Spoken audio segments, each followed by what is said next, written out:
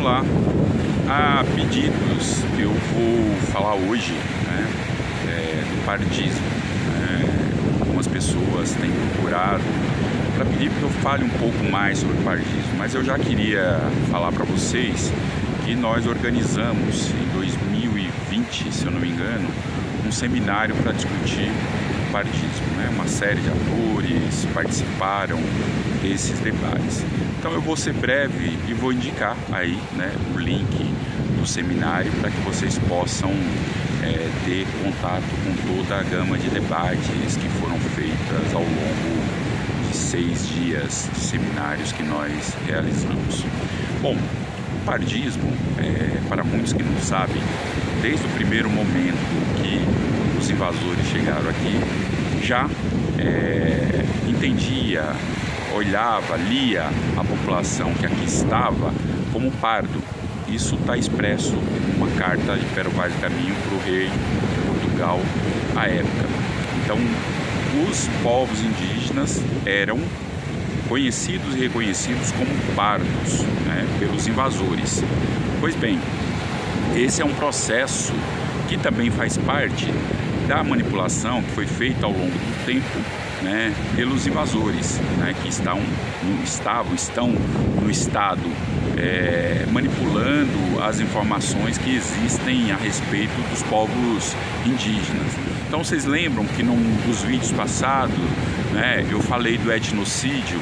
Então, nesse sentido, né, o IBGE, né, os censos, na verdade, né, foram muito utilizados para a manipulação dessas informações, né? E quando os indígenas não são inseridos no censo, né, e o critério é um critério que é utilizado, entra, né, do ponto de vista da contagem da população, o pardo como esse critério, que é o critério cor.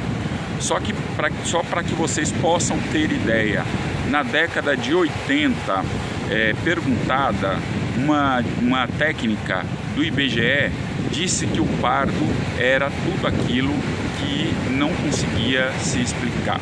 Vejam só, né, o grau de manipulação e o grau de confusão, né, com o qual as pessoas fazem a leitura sobre o pardo.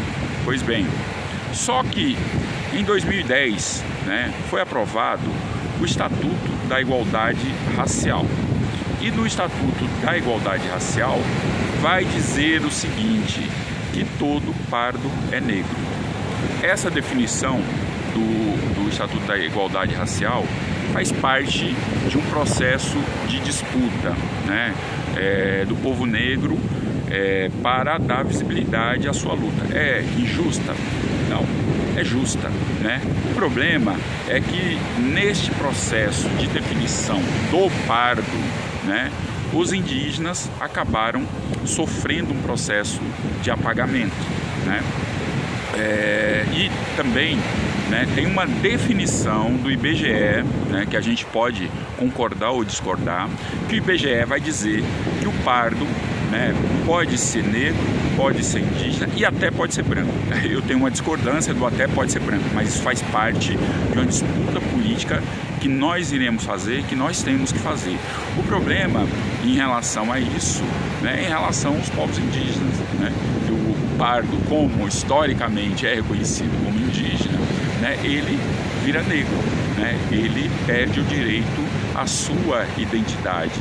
E é assim que tem sido registrado, né, nos dados de violação que a gente vai ver. Também, se a gente for verificar, o número de pardos em relação aos negros, pardos, é mais de 60% da população. E isso, da população negra, e isso vai se traduzir o quê?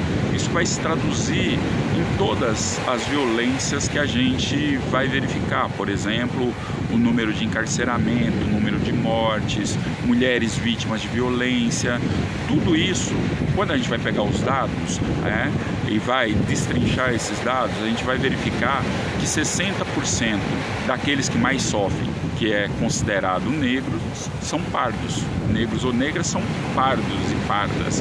Então, aí tem um problema, né, que nós precisamos fraternalmente dialogar, né, que é esse lugar do pardo do ponto de vista da identidade, da ancestralidade, né, que não é esse que foi convencionado a se definir, né?